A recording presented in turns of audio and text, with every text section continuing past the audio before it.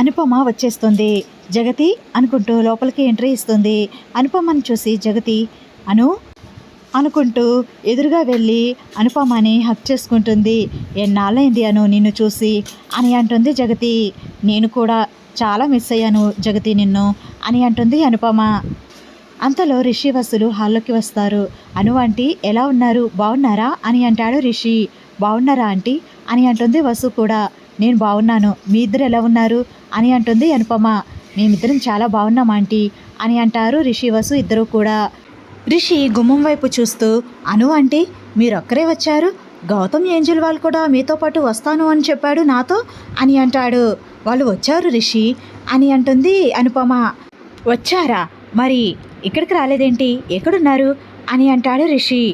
పాప ఏడిపిస్తుంది రిషి, అందుకే నా ఫ్లాట్కి వెళ్ళారు. తనకి ఫీడింగ్ ఇచ్చిన తర్వాత ఇక్కడికి వస్తామని చెప్పారు. నేను జగతిని చూడాలి అని ఆతృతతో ఇక్కడికి వచ్చేసాను అని అంటుంది అనుపమ. అంతలో మహేంద్ర వస్తాడు.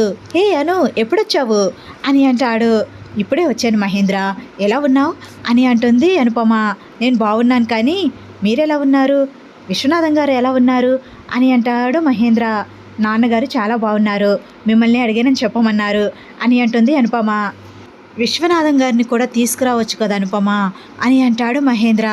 నేను రమ్మన్నాను మహేంద్ర, అందరం వెళితే కాలేజ్ని ఎవరు చూసుకుంటారు, మీ అందరూ వెళ్ళిరండి, కాలేజ్ని నేను చూసుకుంటాను అని అన్నారు నాన్నగారు అని అంటుంది అనుపమ. అంటే గౌతమ్ ఏంజల్ వాళ్ళు కూడా వచ్చారా అని అంటాడు మహేంద్ర. అవును మహేంద్ర వచ్చారు, నా ఫ్లాట్కి వెళ్ళారు అని అంటుంది అనుపమ. అవునా, అయితే అందరూ భోజనాలు ఇక్కడే చేదురు కానీ మళ్ళీ అక్కడ ప్రిపరేషన్స్ ఏమి స్టార్ట్ చేయకండి అని అంటాడు మహేంద్ర. సరే మహేంద్ర అని నవ్వుతుంది అనుపమ. అవును జగతి, షాపింగ్కి వెళ్దాము అన్నావు, ఎప్పుడు వెళ్దాము అని అంటుంది అనుపమ. ఈరోజే వెళ్ళాలి అను, మనకి టైం లేదు, చాలా తక్కువ టైం ఉంది అని అంటుంది జగతి. సరే జగతి, నువ్వు రెడీ అయ్యి ఉండు, నేను కూడా ఫ్లాట్కి వెళ్ళి రెడీ అయ్యి వస్తాను అని అంటుంది అనుపమ. అను కొంచెం ఎక్కువ టైం తీసుకోకుండా ఫాస్ట్గా రెడీ అవ్వను అని అంటుంది జగతి నవ్వుతూ. సర్లే ట్రై చేస్తాను అని నవ్వుకుంటూ వెళ్తూ ఉంటుంది అనుపమ. ట్రై చేస్తాను అందంటే ఖచ్చితంగా 2-3 గంటలు పట్టేస్తుంది కన్ఫామ్గా అని అంటాడు మహేంద్ర నవ్వుతూ. నువ్వు ఆగు మహేంద్ర, అను అసలే ఎక్కువసేపు రెడీ అవుతుంది, నువ్వు ఇలా అన్నావంటే నీ మీద పంతంతోనైనా తను ఎక్కువసేపు తీసుకుంటుంది అని అంటుంది జగతి. జగతి, ఇప్పుడు నేను మహేంద్ర మాటల్ని పట్టించుకోవాలి అనుకోవడం లేదు, అందుకే నువ్వేం భయపడకు, నేను త్వరగానే వచ్చేస్తాను అని నవ్వుకుంటూ అక్కడి నుండి వెళ్ళిపోతుంది అనుపమ. డాడ్, అమ్మ షాపింగ్కి వెళ్తుంది, ఈరోజు మీ ప్రోగ్రాం ఏంటి అని అంటాడు రిషి. రిషి, ఇది అమ్మ ప్రోగ్రాం మాత్రమే కాదు, మీ ప్రోగ్రాం కూడా, మీరు కూడా షాపింగ్కి వస్తున్నారు అని అంటుంది జగతి. మీ ఇద్దరూ వెళ్తున్నారు కదా జగతి, మళ్ళీ మేమెందుకు అని అంటాడు మహేంద్ర. షాపింగ్ చేసి ఎవరు పట్టుకుంటారంట, మీరు కావాలి కదా మరి అని జగతి నవ్వుతూ ఉంటుంది. మాకు ఖాళీ లేదు, మేం రాము అని అంటాడు మహేంద్ర. నీకు ఖాళీ లేకపోయినా ఖాళీ చేసుకుని రావాలి మహేంద్ర అని అంటుంది జగతి. ఏంటి ఆర్డరా అని అంటాడు మహేంద్ర. ఒక రకంగా అదే అనుకో అని అంటుంది జగతి నవ్వుతూ. ఆ షాపింగ్లు అవి మా వల్ల కాదు, మేం రాము, ఏమంటావు రిషి అని అంటాడు మహేంద్ర. డాడ్, అమ్మ చెప్పిన తర్వాత ఎలా కాదంటాము, వెళ్ళాల్సిందే, అందులోనూ అమ్మ ఆర్డర్ వేసింది అని అంటాడు రిషి. మహేంద్ర, ఈ బంపర్ ఆఫర్ నీకొక్కడికి మాత్రమే ఇస్తున్నాను, ఇప్పుడే నా డెసిషన్ మార్చుకున్నాను. రిషి వసుతో పాటు ఇంట్లోనే ఉంటాడు, నువ్వు మాత్రం మాతో పాటు షాపింగ్కి వస్తున్నావు అని అంటుంది జగతి. హే, ఇది అన్యాయం అని అంటాడు మహేంద్ర. వెళ్ళండి డాడ్, అమ్మ అంతలా అడుగుతుంటే వెళ్ళను అని ఎందుకంటారు అని అంటాడు రిషి. వాళ్ళిద్దరితో షాపింగ్ అంటే సాహసమే అని చెప్పాలి, వాళ్ళిద్దరూ కలిసి నా బుర్ర తినేస్తారు, నేను వెళ్ళను రిషి అని అంటాడు మహేంద్ర. మీ డాడ్ అలానే అంటారు రిషి, మీ డాడ్ వస్తారు, నాకు తెలుసు ఆ విషయం అని అంటుంది జగతి నవ్వుతూ.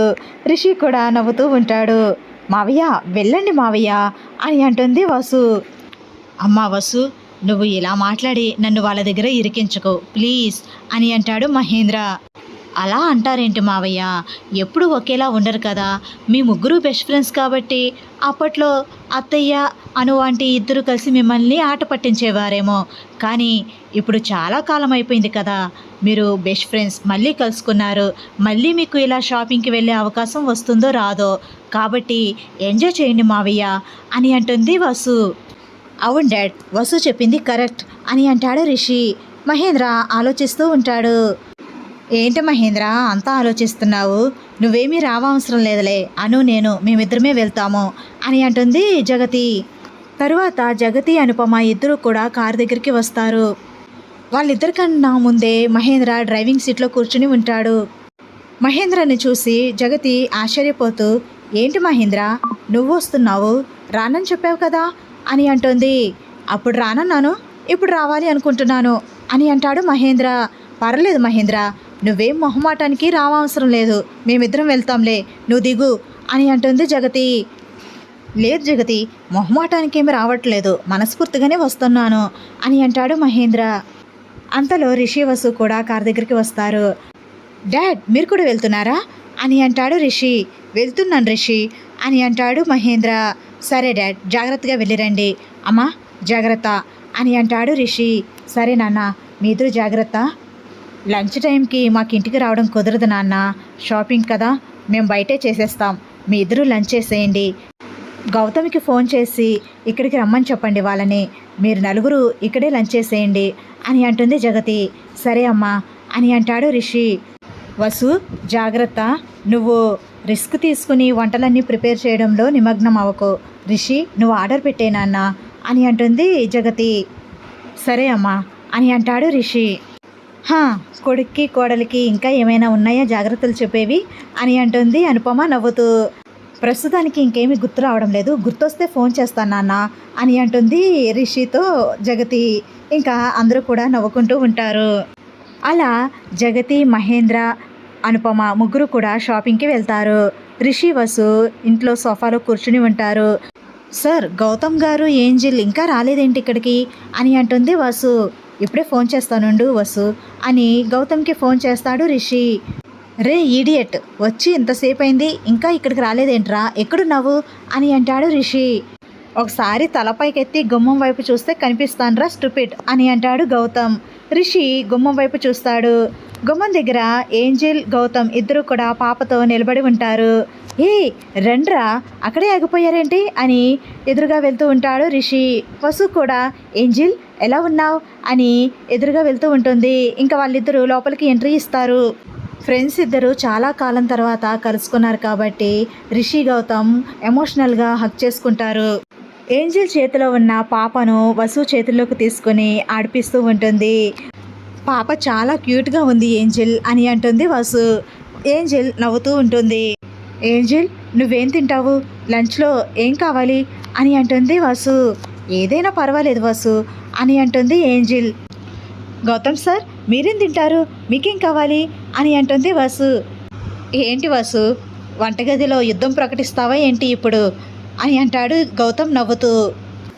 అదేం లేదు సార్, ఇష్టంగా చేస్తే అంత కష్టమేమి ఉండదు కదా అని అంటుంది వసు. నువ్వేం కష్టపడొద్దు వసు, ఆర్డర్ పెట్టేసుకుందాం ఫుడ్ అని అంటాడు గౌతమ్. ఆర్డర్ పెట్టుకోవడం కంటే ఇంట్లో చేసుకోవడం మంచిది కదా సార్, ఇంట్లో చేసుకుంటే రుచికి రుచి, ఆరోగ్యానికి ఆరోగ్యం అని అంటుంది వసు. నాకు ఇబ్బంది అవుతుందేమో అని మీరేం కంగారు పడకండి, నేను చేయగలను, నేను చేస్తాను అని నవ్వుతూ ఉంటుంది వసు. అమ్మ కూడా ఆర్డర్ పెట్టేసుకోండి అని చెప్పింది కదా వసు, ఎందుకు రిస్క్ తీసుకుంటావు అని అంటాడు రిషి. పర్వాలేదు సార్ అని అంటుంది వసు. పాప నిద్రపోయింది కదా, వసు నేను ఇద్దరం కలిసి చేసేస్తాంలే అని అంటుంది ఏంజిల్. ఏంటి నువ్వు చేస్తావా అని అంటాడు ఏంజిల్ని ఆట పట్టించడానికి గౌతమ్. మరీ అంత షాక్ అయిపోతున్నావేంటి, నాకు వంటలు రానట్టు, నేను చేసిన వంటలు తిననట్టు అని అంటుంది ఏంజిల్. నేను తింటున్నాను, పాపం వీళ్ళని ఎందుకు ఇబ్బంది పెట్టడం అని అంటాడు గౌతమ్. ఏమన్నావు అని అంటుంది ఏంజిల్ కోపంగా. అంటే నీకెందుకు అంత కష్టమని అని అంటాడు కవర్ చేస్తూ గౌతమ్. రే ఏంట్రా పాపం ఏంజిల్ని అలా ఆట పట్టిస్తున్నావు, ఏంజిల్ వంట బాగానే చేస్తుంది నాకు తెలుసు కదా అని అంటాడు రిషి. కదా రిషి, చూడు గౌతమ్ ఎలా నన్ను ఆట పట్టిస్తున్నాడో. అయినా వసు, నువ్వు గౌతమ్ మాటలేం పట్టించుకోకు. గౌతమ్ అలానే అంటూ ఉంటాడులే, కానీ పద మనం వంటగదిలోకి వెళ్ళి వంట చేద్దాము అని అంటుంది ఏంజిల్. వసు నవ్వుతూ సరే పద ఏంజిల్ అని అంటుంది. ఇంకా పాపని రూమ్లో పడుకోబెట్టేసి ఏంజిల్ వసు ఇద్దరూ కలిసి వంట ప్రిపేర్ చేస్తూ ఉంటారు. రే, ఆర్డర్ పెట్టేయచ్చు కదరా, ఇంట్లో వంటలు తిని తిని బోర్ కొడుతుంది.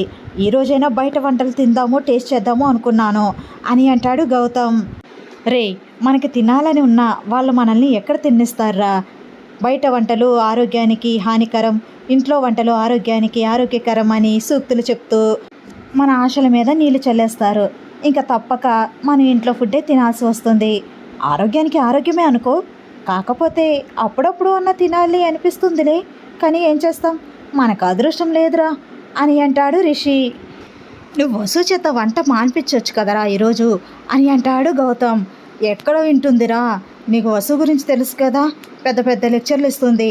ఆ లెక్చర్లు వినడం కన్నా ఆ వంట తినడమే బెస్టరా అని అంటాడు రిషి. అరే, నేనే అనుకున్నాను నువ్వు కూడా ఇలానే ఉన్నావారా అని అంటాడు గౌతమ్. రే, నువ్వు నేనేంట్రా, పెళ్ళైతే అందరి పరిస్థితి అలానే ఉంటుంది అని అంటాడు రిషి. అంతలో వసు ఏంజిల్ వాళ్ళ దగ్గరికి వస్తారు. ఏంటి ఏవో వంటల గురించి మాట్లాడుకుంటున్నట్టున్నారు అని అంటారు ఇద్దరు కూడా. అదే ఇంట్లో చేసిన ఫుడ్ చాలా ఆరోగ్యం హెల్త్కి అని చెప్తున్నాను అని అంటాడు రిషి. నిజమా అని అంటుంది వసు. నిజమే వసు అని అంటాడు గౌతమ్. మరి మాకు వేరేలా వినిపించిందేంటి అని అంటుంది ఏంజిల్. వేరేలానా, ఎలా అని అంటారు ఇద్దరు తడబడుతూ. మీరిద్దరూ బయట ఫుడ్ తినడానికి చాలా ఆతృత పడుతున్నట్టున్నారు. మీ ఆశల మీద నీళ్లు చల్లుతూ మేము ఇంట్లో ఫుడ్ ప్రిపేర్ చేస్తున్నట్టు ఏవో వినిపించాయిలేండి అని అంటుంది వసు. రే, ఏంట్రా వినిపించేసాయి వాళ్ళకి, వాళ్ళు వినేశారు మన మాటలు అని అంటాడు రిషి మెల్లగా. ఏమోరా, వాళ్ళు ఎప్పుడు విన్నారు అసలు, వాళ్ళు ఎప్పుడు వచ్చారా, మనం చూసుకోకుండా మాట్లాడేసామా అని అంటాడు గౌతమ్. ఇప్పుడు చెప్పండి, మీకు ఇంట్లో ఫుడ్ తినడం అంత కష్టంగా ఉందా అని అంటారు ఏంజిల్ వసు ఇద్దరు కూడా రిషి గౌతమ్ని నిలదీస్తూ. మాకేం కష్టంగా లేదు, మేము చాలా ఇష్టంగా తింటాం అని అంటారు ఇద్దరు కూడా. అది అలా రండి దారికి అని వసు ఏంజిల్ ఇద్దరు కూడా నవ్వుకుంటూ వంటగదిలోకి వెళ్ళిపోతారు. రే, ఏంట్రా మన ఇద్దరం ఎలా బుక్ అయిపోయాం అని అంటాడు రిషి. అదేరా నాకు కూడా అర్థం కావట్లేదు అని అంటాడు గౌతమ్. అలా ఫ్రెండ్స్ ఇద్దరు వైఫ్స్కి బుక్ అయిపోయి వైఫ్స్ చేతిలో రోస్ట్ అయిపోతారు. వీడియో నచ్చితే లైక్ చేయండి ఫ్రెండ్స్. మన ఛానల్ని ఫస్ట్ టైం చూస్తున్న వాళ్ళైతే సబ్స్క్రైబ్ చేసుకుని బెల్ ఐకాన్ ప్రెస్ చేయండి, షేర్ చేయండి, కామెంట్ చేయండి. Thanks for watching. Bye bye.